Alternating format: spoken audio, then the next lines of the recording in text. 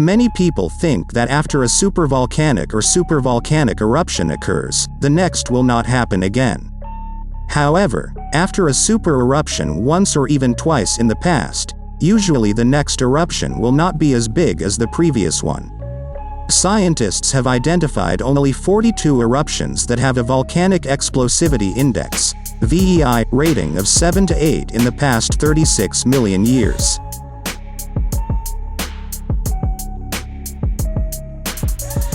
Even the eruption of Mount Krakatoa, which was devastating and destroyed the surrounding area in 1883, was only ranked at VEI 6, while Mount Tambora in Sumbawa was ranked VEI 8.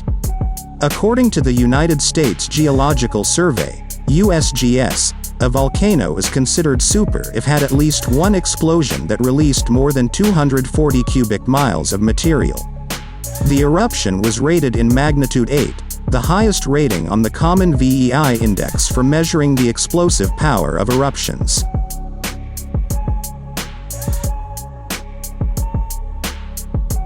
Scientists have identified only 42 VEI-rated eruptions from 7 to 8 in the past 36 million years.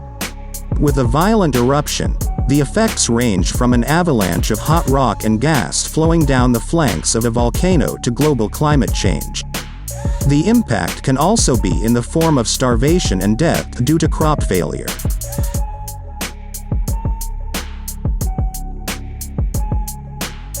According to an investigation by a volcanologist on the Wired website, Eric Clementi, the origin of the use of the term supervolcano has very little scientific meaning, and the scientific media uses the term to gain sensation. The term supervolcano itself is known for the first time appearing in 1925 in Helen Bridgman's travel notes Conquering the World.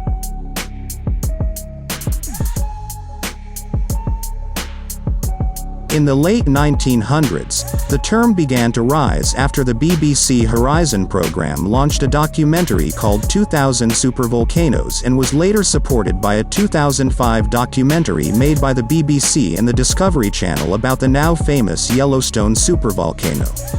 Yellowstone is now perhaps the most famous volcano in the world to have produced a VEI 8 eruption.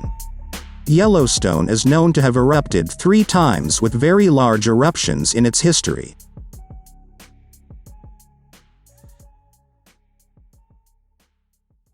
The volcano erupted with a magnitude of VEI 8 at about 2.1,640,000 years ago, and a single VEI 7 eruption at 1.3 million years ago, ejecting 67 cubic miles of material. In the film, Yellowstone erupts again for a second time, producing about 588 cubic miles of material. Threat of eruption. Yellowstone still exists, and there is no reason to believe that Yellowstone will erupt again, the USGS said in a statement.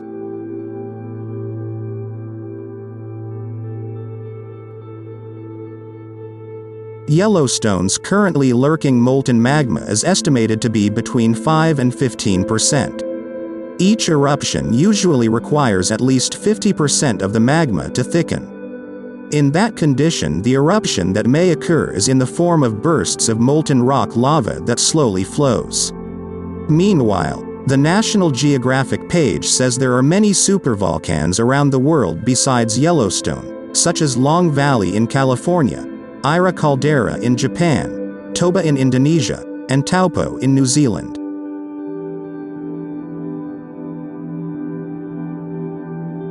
This last supervolcano was the last one to have issued a super eruption about 26,500 years ago. Supervolcanic eruptions occur because of hot spots, namely rising magma clumps from within the Earth. Hot spots produce volcanic trails as slowly moving tectonic plates line up across a mostly immobile plume, like the long chain of volcanoes in the Hawaiian Islands.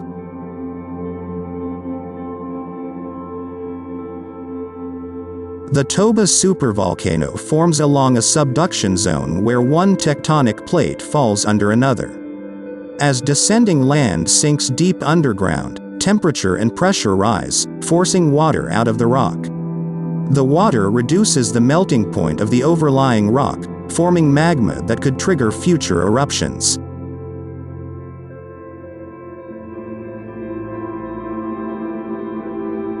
Regardless of how magma is formed, volcanoes need a lot of magma to produce a super eruption. As magma forms, the pressure in the underground cavity increases.